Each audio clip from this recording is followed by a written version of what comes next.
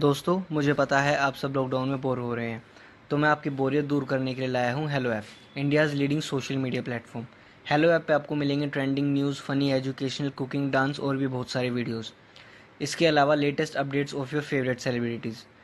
तो देर किस बात की है, अभी डाउनलोड करो हेलो ऐप और करें अपनी बोरियत का खात्मा।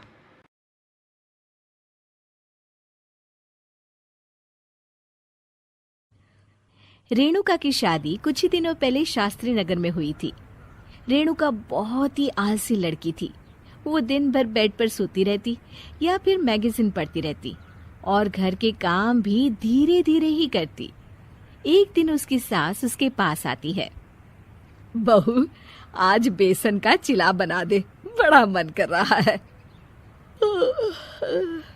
हाँ मम्मी जी, बनाती हूँ थोड़ी देर में। थोड़ी देर में? अरे थोड़ी देर में तो रात के खाने का वक्त हो जाएगा बहू। अच्छा मम्मी जी, तो फिर आप रात का खाना ही खा लीजिएगा ना। हे भगवान, कैसी आलसी बहू मिली है मुझे। हर काम को बस टालती ही रहती है। रेणुका दिन भर बस आलस पना ही करती रहती। एक बार रात के खाने पर सब बैठे हैं तो रेणुका का पति कहता है, अरे ये क्या, आज फिर से करेला? रेणुका, हफ्ते में तीसरी बार ऐसा हुआ है कि करेला बन रहा है।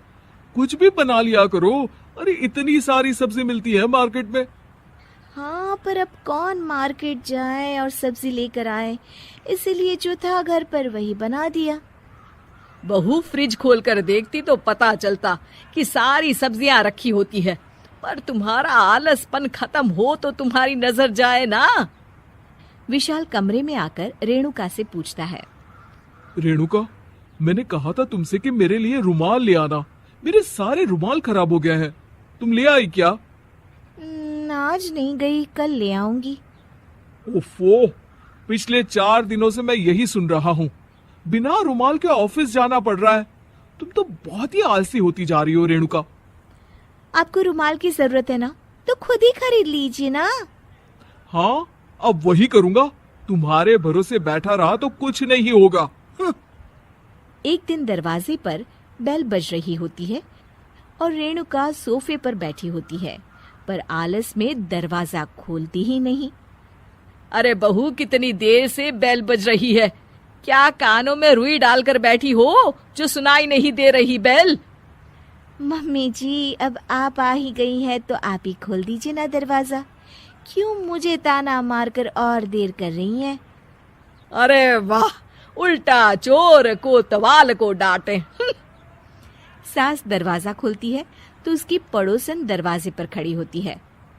दरवाजा खोलने में इतनी देर क्यों हो गई? सब सो गए थे क्या? और ये भी कोई वक्त है क्या सोने का? हाँ?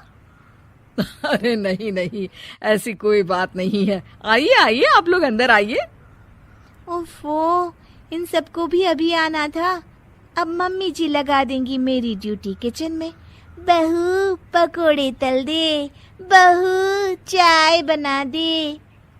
अरे बहू, सो गई क्या? कब से आवाज दे रही हूँ। जा चाय बना कर लिया। हाँ मम्मी जी, अभी जाती हूँ थोड़ी देर में। सास रेणुका को आंख दिखाती है। मतलब थोड़ी ही देर लगेगी चाय बनाने में, अभी ले आती हूँ, बस झटपट। रेणुका रसोई में जाती है और इसी आलसीपन में वो चीनी की जगह नमक डाल देती है। जैसे ही सब चाय का घूंट भरते हैं, चाय थूक देते हैं। थू थू थू थू, ये कैसी चाय बनाई है तूने रेणुका? इसमें तो सारा नमक भरा है। हाँ, और ये पकोड़े, इसमें इतनी मिर्च है कि मेरी तो हालत ही खराब हो गई खाकर। और रेणु जी, आपकी खातिरदारी में पहले तो कभी कोई कमी नहीं रहती थी, पर जब से आपकी ये बहू आई है ना, मामला कुछ गड़बड़ा सा गया है। हाँ हाँ, जहाँ आप इतनी एक्टिव हैं, वहीं आपकी बहू एकदम आलसी, एकदम राम मिलाई जोड़ी लगती है।